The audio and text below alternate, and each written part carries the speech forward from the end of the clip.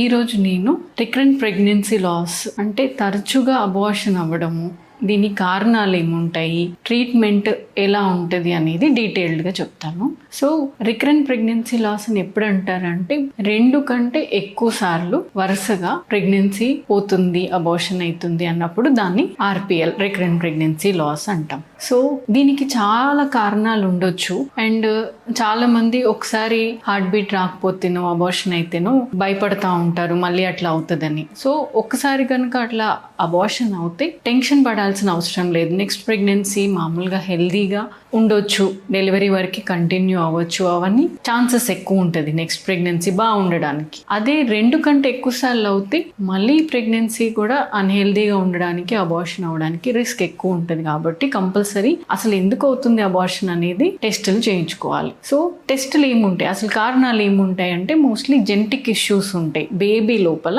అంటే ఆ baby తయారైనప్పుడు egg లోపం వల్లనో, కణాలు హస్బెండ్ స్పర్మ్ లో ఏదైనా లోపం వల్లనో బేబీ జెనెటిక్గా హెల్దీగా లేకపోతే అది అబార్షన్కి దారితీస్తుంది. సో ఇది మేజర్ రీజన్స్, మోస్ట్ కామన్ అనమాట. అంటే ఫస్ట్ ట్రైమిస్టర్లో, అది కూడా అంటే ఫస్ట్ 3 నెలల్లోనే ప్రెగ్నెన్సీ పోతుంది అంటే జెనెటిక్ రీజన్స్ ఉండే ఛాన్సెస్ ఎక్కువ. సో దానికి ఏం చేసుకోవాలి అంటే husband and wife genetic test karyotyping అంటాం. అంటే క్రోమోజోమ్స్లో ఏదైనా లోపాలు ఉన్నాయా అనేది వైఫ్ అండ్ హస్బెండ్ ఇద్దరు క్యారియోటైపింగ్ చేసుకోవాలి. క్యారియోటైపింగ్ లో ప్రాబ్లం ఉంటే దాన్ని బట్టి జెనెటిక్ కౌన్సిల్ వాళ్ళు ట్రీట్మెంట్ ఏంటిది అనేది అడ్వైస్ చేస్తారు. దాన్ని బట్టి నెక్స్ట్ ప్రెగ్నెన్సీ ప్లాన్ చేసుకోవాలి. ఇంకా వేరే reasons hormonal imbalance, especially PCOD ఉన్నా కూడా, లేదంటే థైరాయిడ్ చాలా అన్కంట్రోల్డ్, చాలా ఎక్కువ లెవెల్స్ కానివ్వండి, చాలా తక్కువ లెవెల్స్ TSHలో కానీ ప్రెగ్నెన్సీ లాస్ ఛాన్సెస్ ఉంటాయి. చాలా మందికి థైరాయిడ్ ప్రాబ్లం ఉందని కూడా తెలియదు, డయాగ్నోస్ చేసుకోరు. సో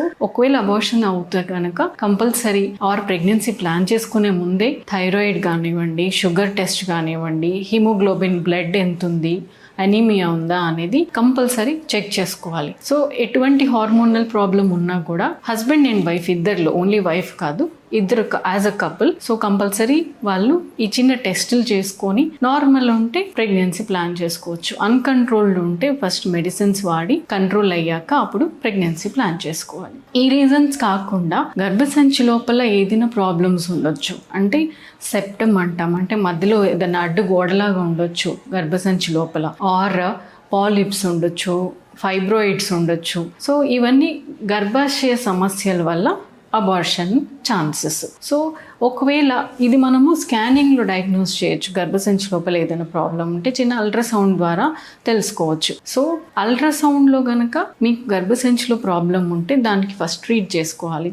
చాలా చిన్న మెథడ్, సింపుల్ ప్రొసీజర్స్ ఉంటాయి హిస్ట్రోస్కోపీ ద్వారా. అంటే అది సర్జరీ కాదు, చిన్న ప్రొసీజర్. సో ఆ హిస్ట్రోస్కోపీ చేసి అంతా క్లియర్ అయ్యాక అప్పుడు ప్రెగ్నెన్సీ ప్లాన్ చేసుకోమంటాం. సో ఇవి కాకుండా ఆల్కహాల్, స్మోకింగ్ ఇలాంటివి ఎక్కువ, కాఫీ, టీ ఇంటేక్, వీటి వల్ల కూడా ఉండొచ్చు. సో మోస్ట్లీ ఉమెన్ ఇండియాలో స్మోకింగ్ అనేది చాలా తక్కువ.